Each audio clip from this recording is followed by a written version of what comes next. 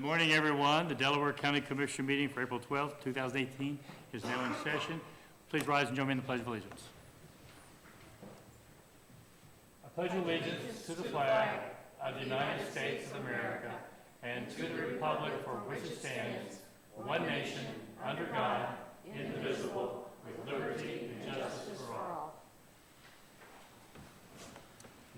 Again, good morning. To my right is fellow Commissioner Vice President Commissioner Barb Lewis. To my left is fellow Commissioner Jeff Benton. Our clerk today is Sarah Denova, and our County Administrator Mike Fromer. With that, let's begin. Resolution number 18-395, in the matter of approving an electronic record of the proceedings from regular meeting held April 9th, 2018. So moved. Second. Motion made and seconded. Discussion. Vote. Vote on motion 18-359. Mr. Merrill? Aye. Mrs. Lewis? Aye. Mr. Benton? Aye. I have no public or elected comment this morning. Resolution number 18-396, in the matter of approving purchase orders, then and now certificates and payments of warrants and batch numbers CMAPR 0411 and memo transfers and batch numbers MTAPR 0411. So moved. Second. Motion made and seconded. Discussion. Vote. Vote on motion 18-396. Mrs. Lewis? Aye. Mr. Merrill? Aye. Mr. Benton? Aye. Resolution number 18-397, in the matter of approving a supplemental appropriation for the auditor's office. So moved. Second. Motion made and seconded. Discussion. Good morning, Commissioners. George Kaitza, Delaware County Auditor.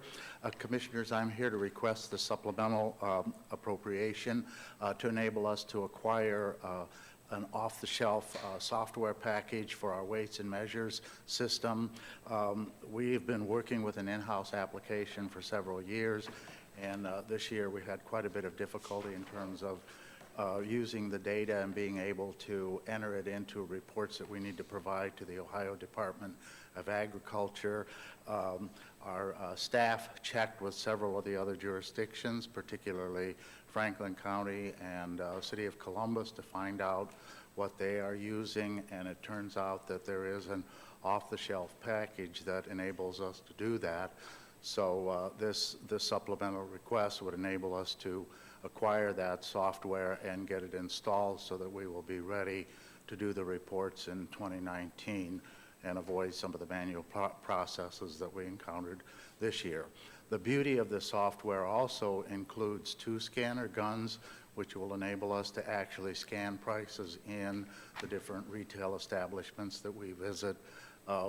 Currently what we're doing, we either need to ask the store manager if we can borrow their scan gun, or we actually have a shopping cart and we take certain items and then we go and scan them, you know, at the register, which is certainly not a very efficient way of doing it. So that's another significant benefit of this off-the-shelf package, and that would we would be able to scan the information and it would go directly into the software database.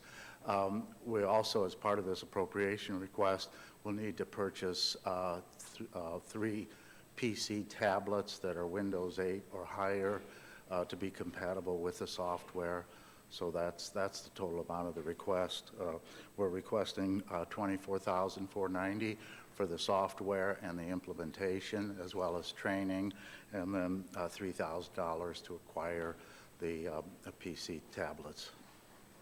Questions or comments? Vote on motion 18-397. Mr. Benton? Aye. Mr. Merrill? Aye. Mrs. Lewis? Aye. Commissioners, thank you very much. We really Thank you. appreciate the Thank you support. for coming. Resolution number 18-398, in the matter of reappointing members to the Evans Farm New Community Authority Board of Trustees. So moved. Second. Motion made and seconded. Discussion. Good morning, Commissioners. Jane Hawes, Communications Manager. We have before you a resolution to reappoint Seiji Kile and Pat Blaney to the Evans Farm New Community Authority Board. And it is also noted that we opted to not post or interview any other candidates for this one. So we recommend your approval. I think we have very good feelings about both of these people and the quality of work they've done in the past. So any other questions or comments? Vote. Vote on motion 18-398. Mr. Merrill? Aye. Mr. Benton? Aye. Mrs. Lewis? Aye. I was going to make this statement in my comments at the end, but it seems appropriate here. I was driving down Lewis Center last night about 4 o'clock, and I looked to my right, going west, and I see first framing in Evans Farm, and looked like a garage or a house is about a half mile back, so they are making progress. Yay, cool. With that, move forward. Resolution number 18-399, in the matter of approving a service agreement between the Delaware County Board of Commissioners and Guidestone Studio Incorporated for a Delaware County campus sign plan. So moved. Second. Motion made and seconded, discussion. This is a services agreement before you with Guide Studio. They are the same vendors who did our branding project with us. This sort of continues their area of expertise in this matter. I'll probably more often refer to it as wayfinding, but basically, at this point, we want to start conceptualizing, studying what our needs are for signage. I know I'm seeing it constantly out here on Sandusky with the new courthouse, where people don't know where the entrance is, can't find it easily. I'm seeing people also trying to turn into the secured parking area quite often. And then also, I'm amazed there has been an accident with people who are slamming on the brakes to then turn down the alley between Hayes and the new courthouse. So there's a lot that we can do to improve the safety of folks who are using our buildings, but also make it less frustrating for people who are trying to find where they're going with improved signage. So this will be part of that project, the start of that project, really.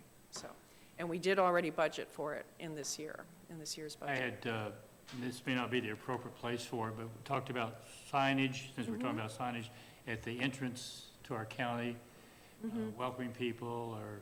Yeah. Is that, and you were going to look into that. Was Yeah, that- when we have our first meeting with the vendors, I'm going to bring it up and ask them, Okay. is this something that we can include in the scope of services, or would that require additional? I don't know if it's appropriate, I just. Yeah. How we stood on it. Yeah, but yeah, no, we did talk about sort of on like 71, potentially 23, 315, 42, and 36, 37. Is there something that announces you're in Delaware County on the ODOT, white letters on green background, signs that, legally have to be there, I think so. it's part of the rebranding Yeah. concept as far as identifying our county, and Yeah, people don't even know when they leave Franklin and come into Yeah. our county, for example, and, yeah. I just think we have to be mindful, it's probably very expensive, but sorry? it's probably very expensive to erect that kind of signage, but I'm sure these folks know better what the options would be for the range of options and costs, so, yeah. You weren't thinking a $2 million arch over every entrance into Delaware County? Yeah, over 23, yeah, coming in, no. It's eye-catching. You have one in mind, I think. don't you? Oh, that would be something, yeah. Timeline for this, Jane? The timeline, let's see, for them, they probably envision this getting done faster than John and I will have the ability to, especially with everything that he and I are both involved with. They view this, the conceptualizing, as a 5-week process. Then the design, if we choose to use them going on to the actual design from them, is another 4 weeks. So it's very ambitious, but they do a lot of this. We shall see, yeah. One other comment, because I think it does tie in. We talked about that alley, whether we should close it or not. Signage is going to be affected by that, so we probably ought to at least conclude something Yeah. on that before we get too far down the road. with Yeah, the well, signage. the idea is, too, we're going to be including concepts for the historic courthouse and for the Career Center North Campus, for which we've got to come up with a name for ourselves with that one. But that's going to be part of what we ask them to conceptualize about, with the idea that things are changing.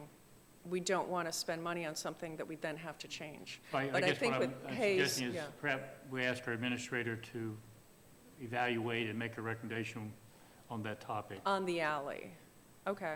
Now, when you say the alley, do you mean between the Hayes building? Yeah. and- Yeah. Because and it's the courthouse? it's technically an alley. I don't think I don't know that I have a strong opinion one way or the other today, but it is something we need to, at some point, conclude, and we Yeah. have had conversations. Yeah, I about know we have had, yeah, it has been discussed So quite a lot, so. Are you comfortable with just asking Mike to do an evaluation, make a Sure. recommendation? Sure, yeah.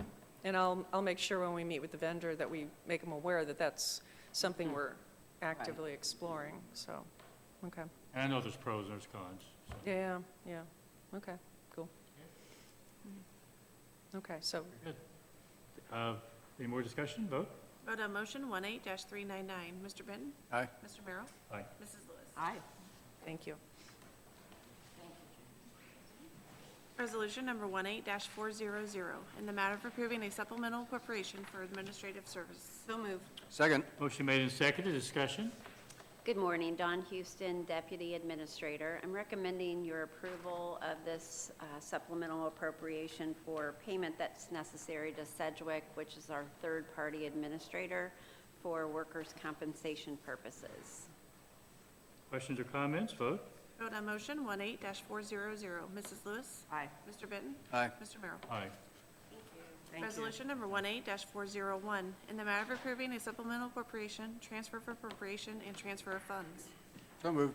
Second. Motion made and seconded. Discussion? Good morning, Cy Kelly, Deputy Administrator. The transfer of appropriations for the Sheriff's Office to purchase a dual-sided printer for the concealed handgun permits. The $785,000 transfer of funds is for the June 1st interest payment on our debt. And I'm transferring $560,000 to our building reserve fund. Questions or comments? Vote? Vote on motion 18-401. Mr. Benton? Aye. Mr. Merrill? Aye. Mrs. Lewis? Aye. Thank you. Thank you. That brings us to Jenna Jackson, our Economic Development Coordinator. Good morning. I'm not used to not having a resolution there in front of my name. I will just give a brief update about the Trail Committee.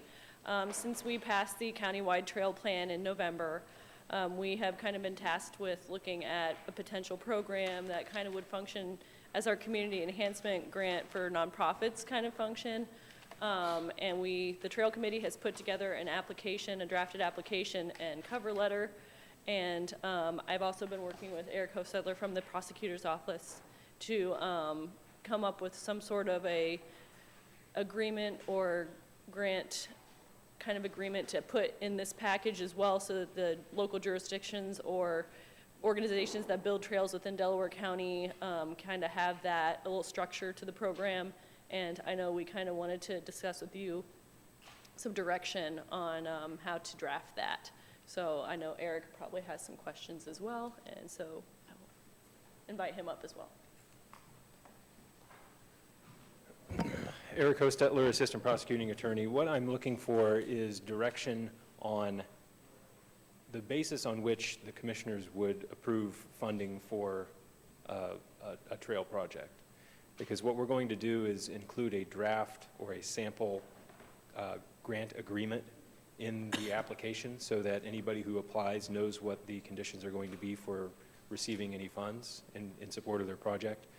But what I do not know is the grounds on which the board would consider granting funds for a trail project. So that's what I'm seeking guidance on, is some grounds or bases on which you would grant funds. I'll start it off. I think the Trails Committee has done a really nice job of laying out the projects and, you know, the priorities and so on. So I think we can rely on their leadership in this. Now, as terms of uses and so on, I think this page does a nice job of laying it out. You know, what are eligible and what are ineligible. I particularly didn't want to spend money on administrative costs and operating expenses, and that's not eligible. And the other things that are listed as well. So in my mind, those, I think this lays it out pretty well. I think what I'm looking for, in addition to what I see on here, is that the applicant have skin in the game. You know, they've got to have some of their own funding and expertise to lead the project to completion. So that would be a high priority for me. And then I think it needs to be considered in the scope of the long-term plan. You know, are we addressing the higher priority projects first? You know, so that would be, I guess, my couple recommendations in terms of what ought to be, you know, important in evaluating our use of county funds for this. So some specific questions I have. Are you envisioning this being a reimbursement type grant or contributing or matching funds? And then also whether the county would consider management of any of the projects? I don't think it would be, I think a reimbursement might be punitive, might be a little hard to do in some of these projects. If they don't have funds available? Yeah, exactly. They may not have access to funds elsewhere, so, but matching certainly, because again, I don't want the county to be the only funding source for a project. And you want those matching funds to be identified Yes, at that yes. point, otherwise. And our funds don't go in until those matching funds are available. And are you envisioning a cap on that, or is it going to be project-specific? I'd say project-specific, but I think the cap inevitably ends up being the $100,000 a year, and I don't think we want to spend all that on one project. Well, that's what I was wondering about. Not that we have to spend $100,000. That's what I was wondering about individual projects, whether you wanted there to be a cap on individual projects or not. Like, would you like us to put in there maybe that you can't ask for more than 50% of the project or 50% of what Yeah, the local yeah. community is paying? Something like that, yeah. Now, one thing I might add, do you envision these projects being evaluated at one time or as they come in? I envision them putting out the application and doing the application process toward the beginning of the year, and then, And And so then, yeah, one so time, one much time a like we year, do yeah. the, and that way we have a better idea of comparing She's got projects. June 30th as the deadline in here, so, for this year's. yes, for this year. Yeah, I'd like to do it a little earlier. But my point is, you don't expect them to come in sporadically. You either meet that deadline or you wait till next year. Yeah, that makes sense. And I think one of the, and I'm not sure if this is a project that involves more,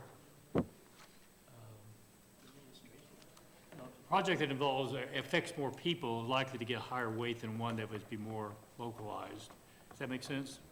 So, And there again, I think we'd rely on the Trail Committee's recommendation? recommendation, because they've done all the research in terms of what are the most impactful and. But that would be important that they help us understand, this project will do this one will do that.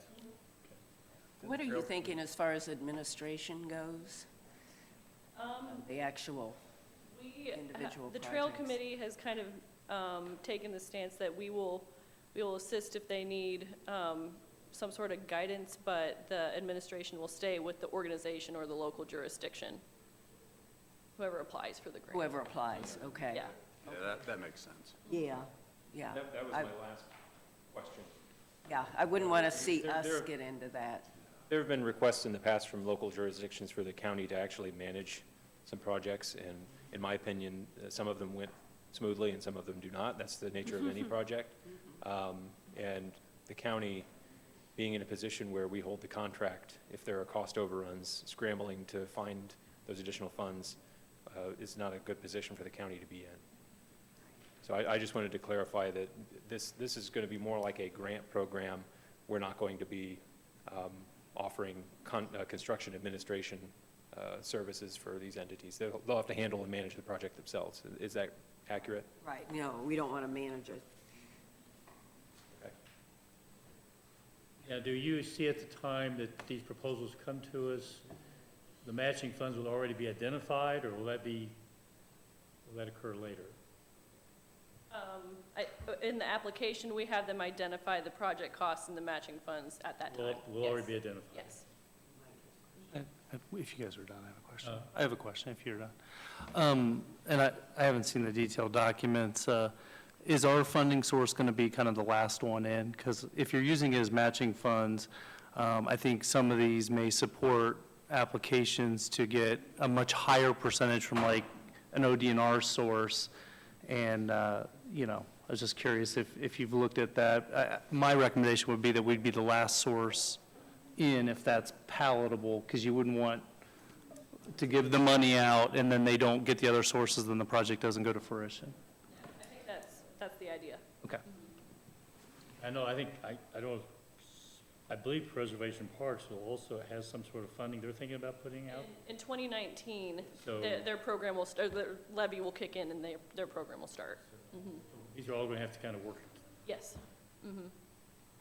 Yeah, ours is a little bit different. They will do engineering costs and stuff. We kind of wanted to focus more on actual construction of the projects, of the trails, so. Yeah, I like it. Good. Should be interesting. Again, this is a priority for the residents of the county. They've made it very clear. I'm glad we're able to put this program together. Thank you for your support. Did we answer all your questions, Eric? Yeah, I think I have sufficient guidance to put together a draft document now. Thank you. Thank you. Yeah, I believe we can't start the hearing until 10. I think we'll go ahead and do the other business. We'll go ahead and do that. Resolution number 18-402, in the matter of approving and authorizing the president of the board to execute a tenant estoppel certificate in regard to the lease for DCEMS Station 7.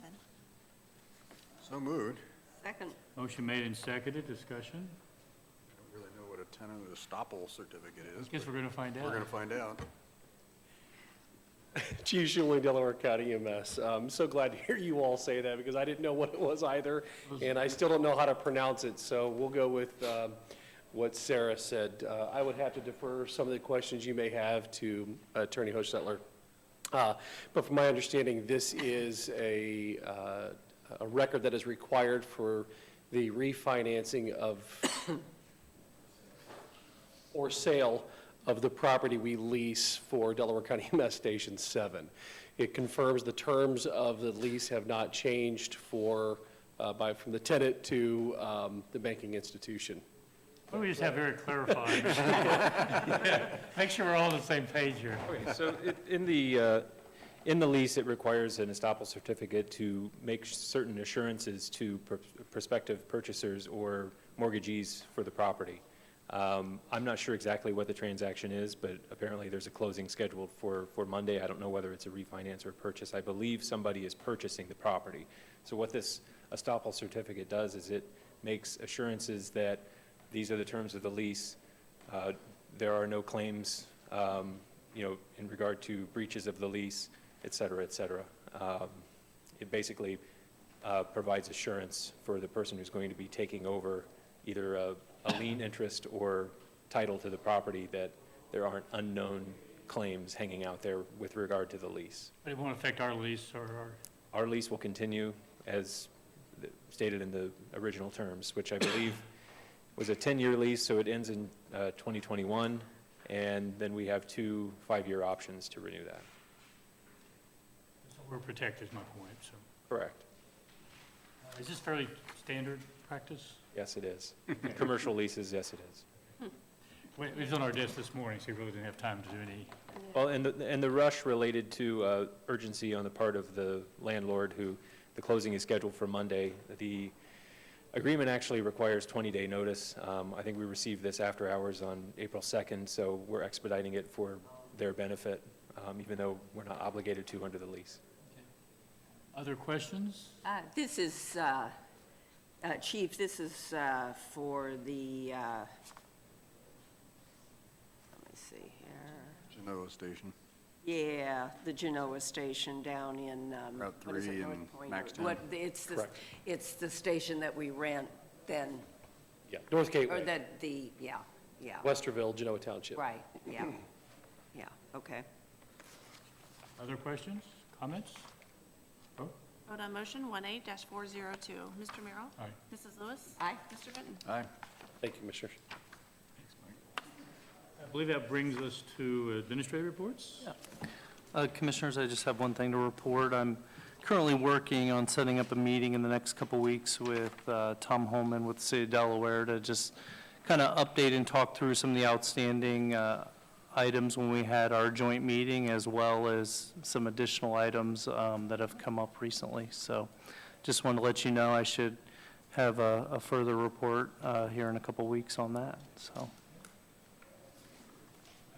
Commissioner Bennett. Just a couple things. We've got MORPC, our regular monthly MORPC meeting this afternoon. It's always interesting to see what's going on there and make sure Delaware County is on their priority list in terms of a lot of the projects that we need funding for and their participation in. SEBCO tomorrow morning is their annual meeting, 10 to noon, I think it is, Don. And that'd be an interesting update on what's going on there, in their world. And it's nice to see that spring finally arrived. And the Indians have won 4 in a row. And the Blue Jackets play in the playoffs tonight, so sports world is good. That's all I got. Mr. Lewis, got any sports updates for us? Oh, sports updates, gee. No. And the Buckeyes got Mr. Basketball Ohio for 2019, so. Oh, good, thank you. Yeah, Thank you, Commissioner Benton. You I assume come to my everyone knew that. rescue. That was kind of, Yeah, yeah. Since the Buckeyes aren't playing football at the moment, so there is a spring game coming up. Yeah, okay.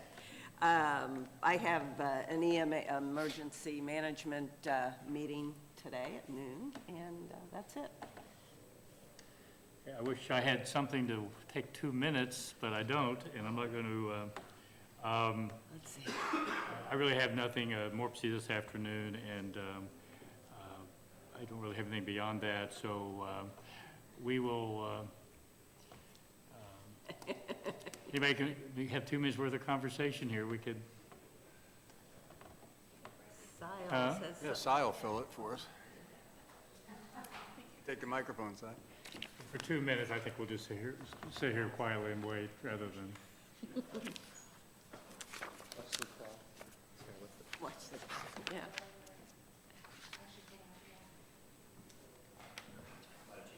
We've never had this, Recessing for 2 we've never minutes. had this issue before, have we? Yeah.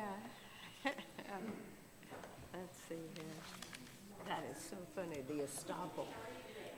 I've heard that term, but a lot, but I've forgotten what it was. They won again last night? Who won? They're 10-1. Where did that come from? They were bad last year. Oh, well. Well, they got Mickey Callaway. Who did they make a gal? Is he their coach? The head coach? Ah. There is an Indians connection almost everywhere. Interesting. What were you saying, Sarah? I'm sorry. The Frozen Four, but Brett answered the Minnesota Duluth one. Yeah, I was looking for an Ohio State, Michigan Did they make it to the championship. second? Neither team, both teams got beat. Oh, Minnesota ended up winning? Yeah. What was the final score in that game? It was Ohio State almost won that game. That was close.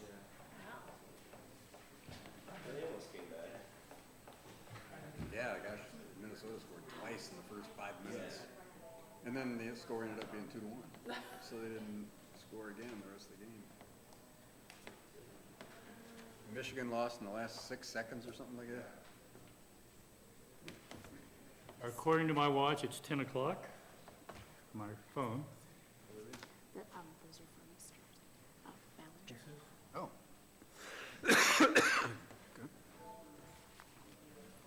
So Sarah, as soon as you're ready.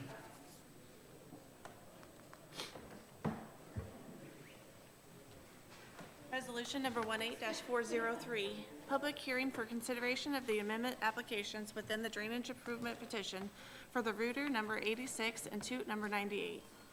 So moved. Second. Motion made and seconded. Discussion. Vote.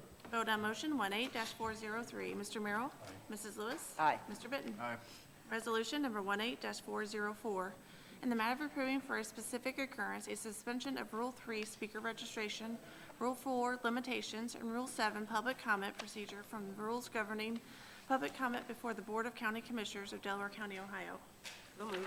Second. Motion made and seconded. Discussion. Vote. Vote on motion 18-404. Mrs. Lewis? Aye. Mr. Merrill? Aye. Mr. Benton? Aye.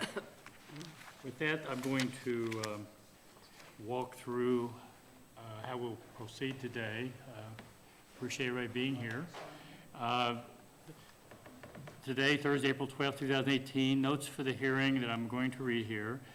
The Baldinger application, 2560 Clarkshaw Road, and the Steen application, 3222 Clarkshaw Road.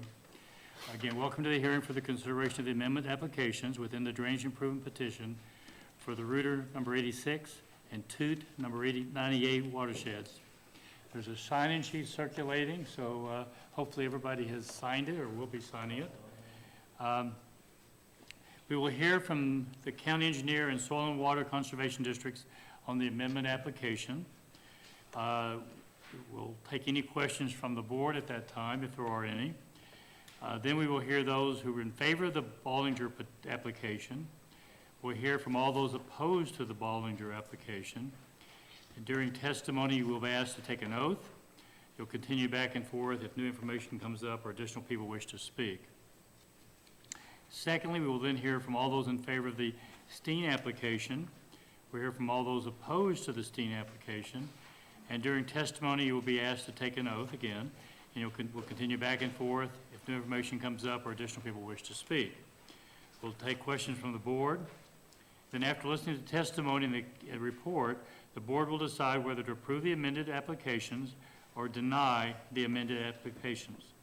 If the board approves one or both of amendment applications, the Delaware County Engineer will proceed with the preparation of plans, reports, and schedules for separate drainage improvement projects. And upon filing of this information with the Board of Commissioners, a public hearing date will be set and proper notification given to property owners in the affected watersheds. So with that, I'll turn it over to Soil and Water. Brett. Good morning, Commissioners. Brett Bacon, Delaware Soil and Water Conservation District. When this petition was originally filed, the outlets for the separate portions of the watershed had a common outlet. The construction of Sawmill Parkway has eliminated that common outlet due to the drainage that was installed as part of the parkway design and construction.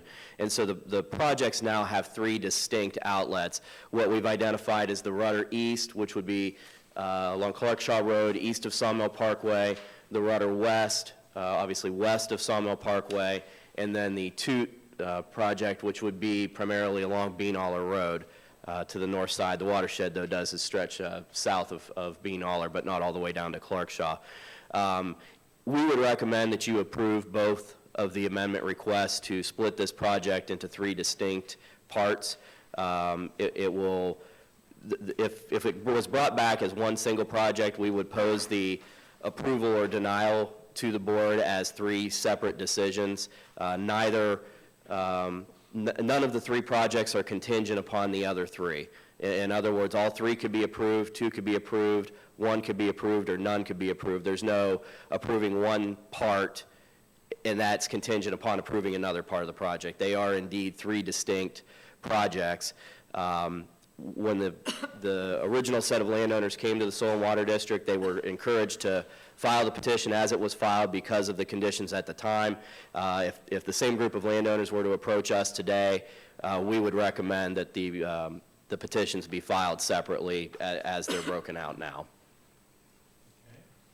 Are there any questions from the board at this point? I have none. With that, again, we'll take these one at a time. The Ballinger application.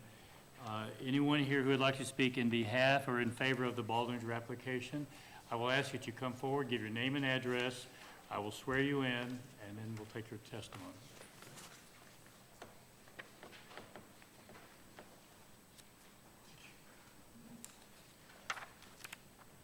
My name's David Baldinger. I'm the property owner at 2560 Clarkshaw. Would you raise your right hand? Do you solemnly swear that the testimony you're about to give is the truth, the whole truth, and nothing but the truth, so help you God? I do. Proceed. So since we purchased the property in 1996. Since that time, the drainage issues in the front of our property have worsened every year. I've also included, you should have a copy of my application. There's some photographs in the back of that that give the pictures.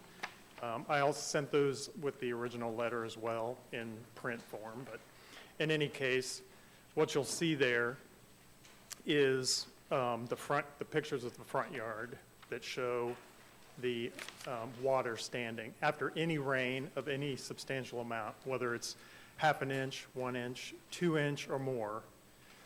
The complete front yard stays flooded, so it's almost like a lake. Also, the area in between the two driveways, mine and my neighbor's, floods. Our backyard is constantly damp, making it unmowable in the spring with any kind of riding mower. You have to push it by hand. And the front yard is not mowable from halfway to the road. So my leach bed is in the front yard. There's a junction box also in the front yard. There's 2 leach beds. And there's an elbow unit that allows me to switch from one bed to another. The junction box, when it rains, as you see the water on top of the surface there, the junction box is also full to the top of water. So what that tells me is water's not draining through my leach bed either. And it will take weeks before the water eventually either evaporates or drains away.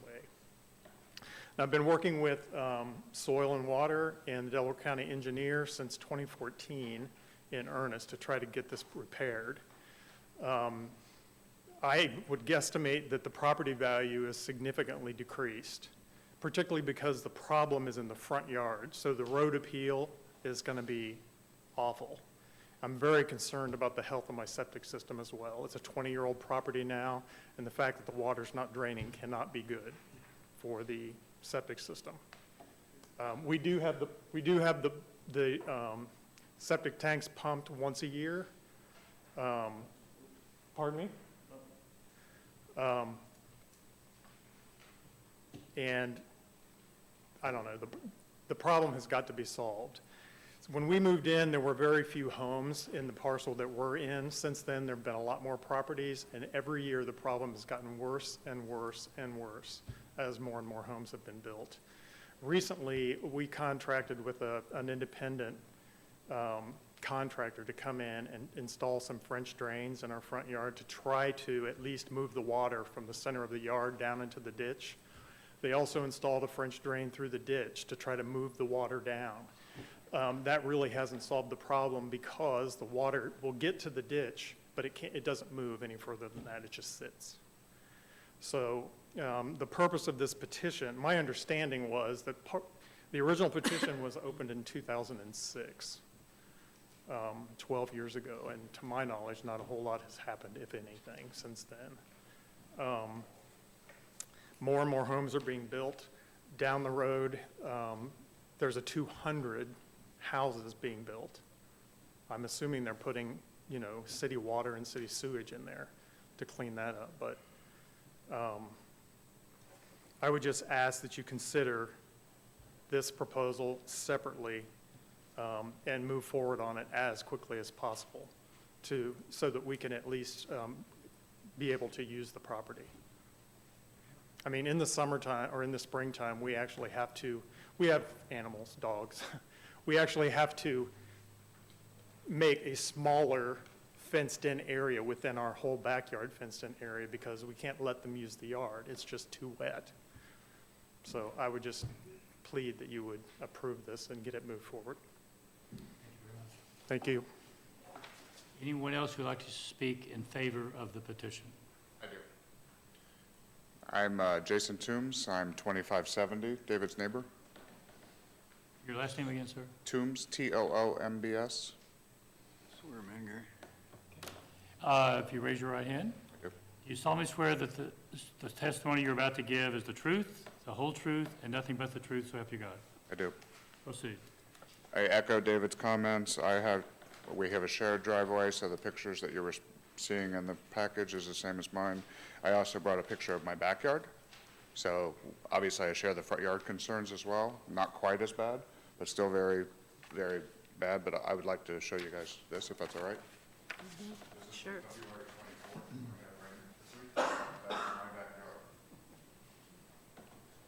Waterfront property. Boy. You might want to send that to our Sarah DeNova for the... Somebody can let me know who to send that to, and I will be happy to do so. So I'll just, I'm not going to take any more of the time. I just wanted to give you a different perspective from the backyard's perspective, but I share David's concerns. Thank you. Anyone else who would like to speak in behalf?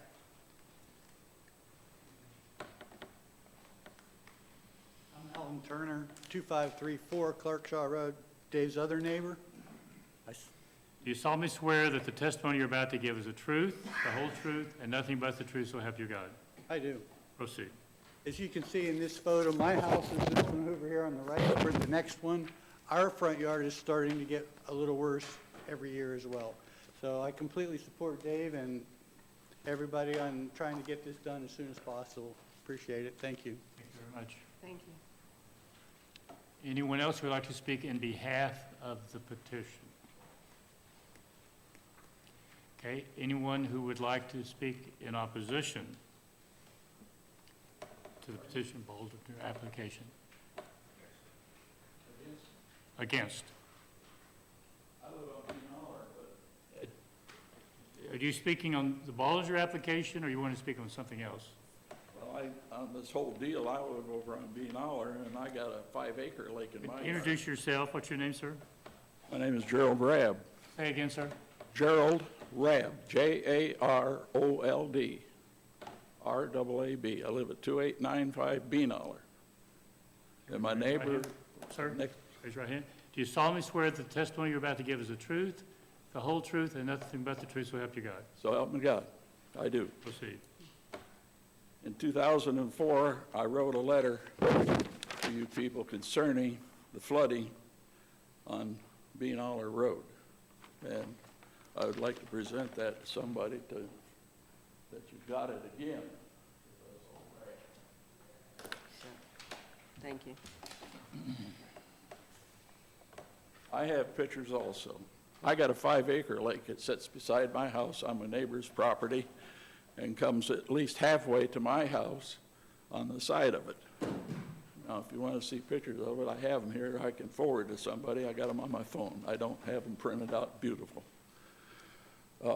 I've lived there since 1974. I've repaired that toot tile half a dozen times. This county used to repair it, I believe, many years ago. Then they got to the point where they would give the tile to the property owner, and he would repair the tile. Then they got to the point where they'd only give you one tile a year. So we would come into town and get one tile a year, and we could accumulate 3 or 4 or 5 of them, and go over and repair the toot tile. Joe Evans, who owned the property on Bean Holler, and I and Howard Harper, who we all lived there, we would repair that tile and fix it. It's this big. Then when they sold the Evans property, and they started building houses back there, and the first house they built was back in the corner of the property with a driveway about a mile long. Getting back there to it's not that long, but a long driveway. The guy that was digging the trench for the electric and the water to go back there to it broke that big tile. I got his phone number and called him. And he said, oh, we repaired that. We carry a tile on our tractor. You don't carry 12-inch tiles on your tractor. You carry 4-inch tile. So I knew he was lying to me, but anyhow, it was plugged. So then they've built since in 5 more houses, and that property is broke. More than likely 4 or 5 more times. I did not see those, and I can't testify to it that it's broke that many more times, but I can testify to it it's broke once. Then the neighbor who bought Harper's property tore everything down and built a lake back there on the property, and he busted open the tile, replaced about 100 feet of it, and directed it into a pond. So now this tile has to come down across the back of my property, across the road, through the pond, which is now this much higher than what the tile was, so that raises the water in that tile and backs up over to Clarkshaw. Not only that, Tanya and Marty, who owned the property next door to me, sold off the back half of their house, and people back there built a house and dug a pond and broke the tile again, and the water goes through their pond, back into the tile, over to across the road, up into that pond, over the top of the ground to get out of there. So no wonder they got water over there. Now, the branch of the two tile there where they go together on a neighbor's property across the road is plugged. So that means this tile coming by plugs, backs up into his barn, between his barn and his house. He's got water back there in his yard this deep, about a half an acre. Nothing as small as these guys got that's complaining. Mine is 5 acres, and it's on his property, and we're not even being hardly considered about on this here deal. There's two guys over on another road's trying to split some more water over on our property, the way I read it, so that's what I think about it.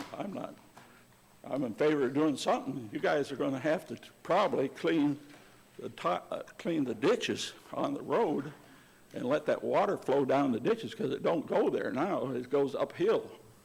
It's got to go uphill to get downhill to get to the tile that they put on the sawmill extension roundabout there, which comes down Beanoller several hundred feet, and then it just quits.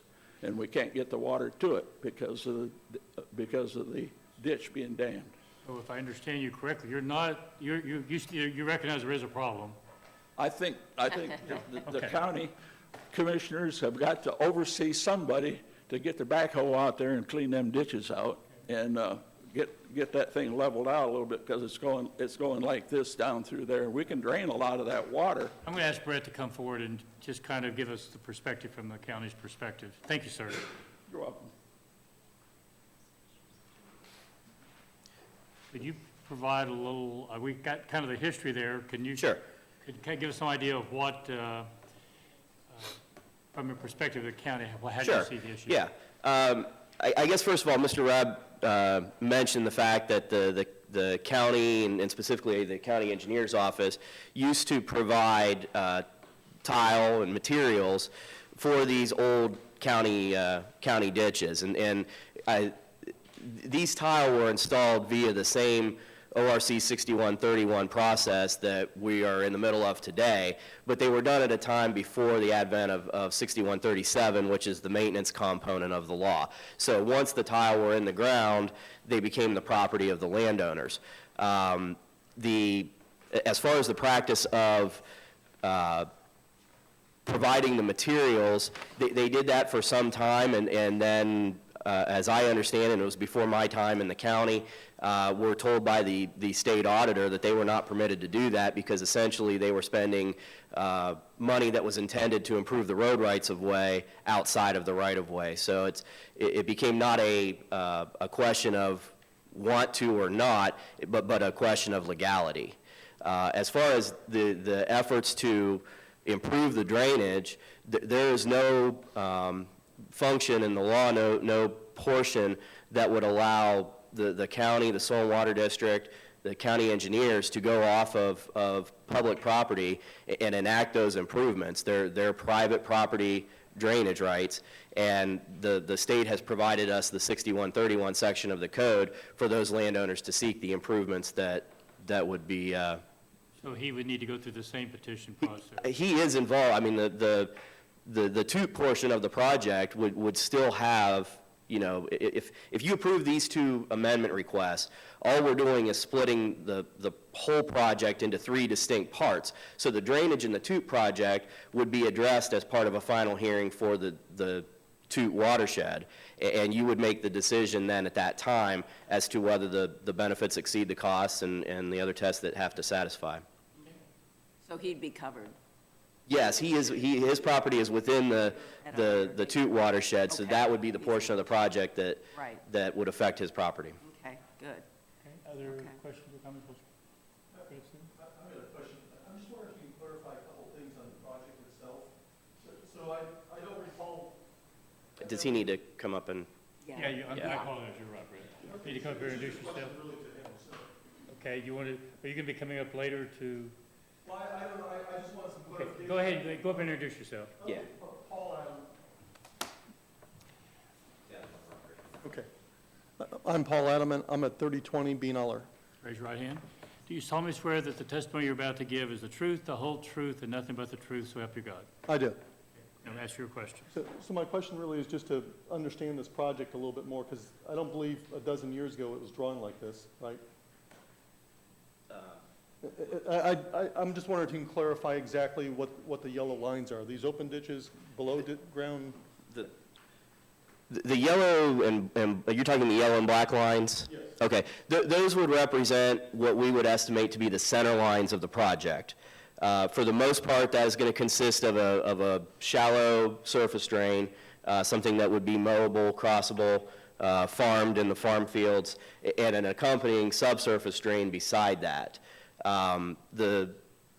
The line you see that's almost right on top of Beanalla Road, that is being designed by the county engineer's office and is going to be some kind of an improvement within the road right-of-way, most likely a storm tile. But that part of the design is not finalized yet. Okay, so part of that might be open ditch and part of it a sub tile, you're saying? My anticipation would be that it's going to be a storm tile. There'll still be the road ditches, but the road ditches are there to drain the road. They're not necessarily a drainage outlet. The complicating part on that is we've struggled to come back with a solution that we feel is cost effective, and we've just kind of gone through several iterations of that, so. Right. And then my only Okay, question. the back, are we good? Yeah, I just had one more question, but maybe it's later. I'm not sure. Okay, why don't you do it later when you're at the mic, if you're going to be coming back up.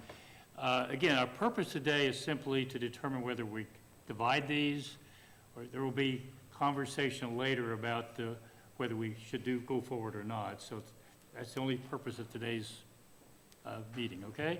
So does anyone else want to speak in opposition to the Baldinger application? Okay. With that, typically, it says I would ask questions at the end, but since these are two separate, is there questions from the board? Does either board member have any questions at this point? No. Okay, then let's move to the second part, the Steen application. Anyone who wants to speak in behalf of the Steen application?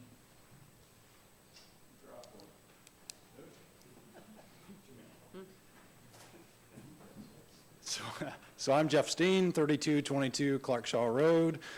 Oh, Do you solemnly swear that the testimony you're about to give is the truth, the whole truth, and nothing but the truth, so help you God? I do. Proceed.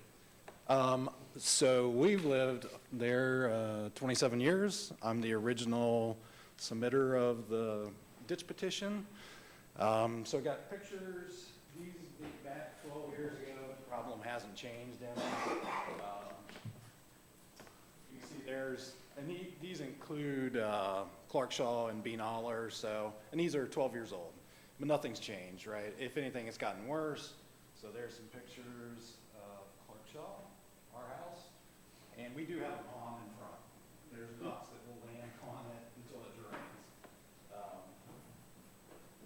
Just other pictures of a time lapse, how long it takes. It takes about 3 to 4 days to drain. So 2 weeks ago, we had. Is this also 10 years old, or is this current? This is 10 years old. So all this is old, okay.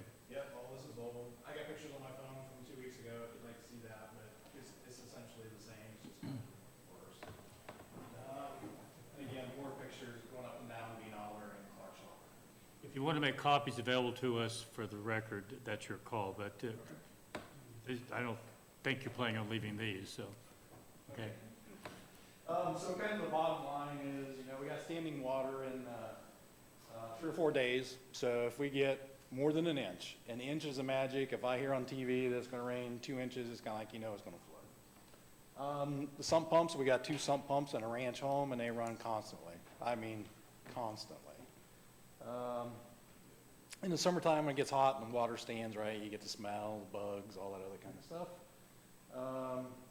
We got tree kills, grass kills, you just can't enjoy the property when it rains. And it just seems to be more current.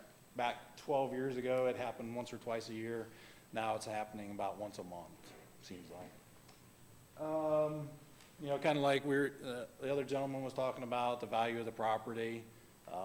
More worry about the septic tank. So a year ago, there's 2 500-gallon tanks. They came out and pumped it. They ended up pumping 1,500 gallons, and she said, we're gonna stop because we're gonna charge you too much. The water was just coming back into the septic as fast as they could pump it out. And the ground wasn't flooded, right? I mean, it was, you couldn't see the flooding part, it was subsurface. You know, basement seepage, just kind of the whole, you know, the water just can't get away. So flushing the toilet, right? I think we had this conversation a little bit the other day. You know, when everything's kind of working, it sounds okay, and then when it's flooded out there, it's kind of like you hear it kind of gurgling around, and it's kind of like, it's just my wife and I now, so we don't pump out much water, but it's a worry, right? So, kind of the bottom line, I'm asking you to approve the Steen amendment, or whatever it is, and go there. Any questions? Thank you very much. Anyone else who wants to speak in favor of the Steen application? Anyone who wants to speak in opposition of the Steen application? Any questions from the board? Entertain a motion that we close the hearing? Resolution number 18-405, in the matter of closing the public hearing for the consideration of the amendment applications within the drainage improvement petition for the Rooter numbers 86 and Toot number 98 watersheds. So moved. Second. Motion made and seconded. Discussion? Vote. Vote on motion 18-405. Mr. Benton? Aye. Mr. Merrill? Aye. Mrs. Lewis? Aye. And I would like to have you read the application amendments, and we'll take two separate votes. I would say the first is the one filed by the Ballingers, and that is the Rudder East. Resolution number 18-406, in the matter of approving the application amendment filed by David and Brenda Baldinger, requesting that the Rooter East portion of the project to be evaluated as an independent project separated from the larger original project for the Rooter number 86 and Toot number 98 watersheds. So moved. Second. A motion made and seconded. Discussion? I think, Yeah, I was gonna say, I think this one's pretty straightforward. It makes sense to split the one big one into three pieces. County Soil and Water is very clear. This makes sense. To a non-engineer, it makes sense, so. support the Soil and Water's recommendation. I think it serves the interest of everybody involved, and with that, let's take a vote. Vote on motion 18-406. Mr. Merrill? Aye. Mr. Benton? Aye. Mrs. Lewis? Aye. And then I'd ask that you also read the application amendment filed by the Steens. Resolution number 18-407, in the matter of approving the application amendment filed by Jeff and Margaret Steen, requesting that the Rooter West portion of the project be heard separately from the remainder of the Rooter number 86 and Toot number 98 watershed project. So moved. Second. Motion made and seconded. Discussion? Okay. Basically, the same thing we just stated before applies here as well. So with that, let's vote.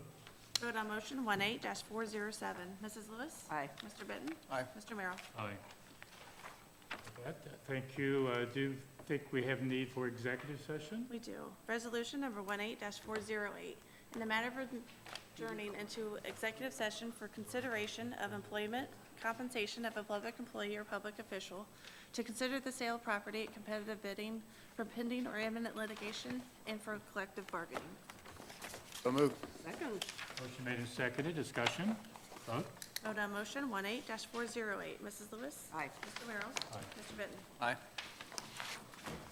With that, we're now in executive session. Thank you.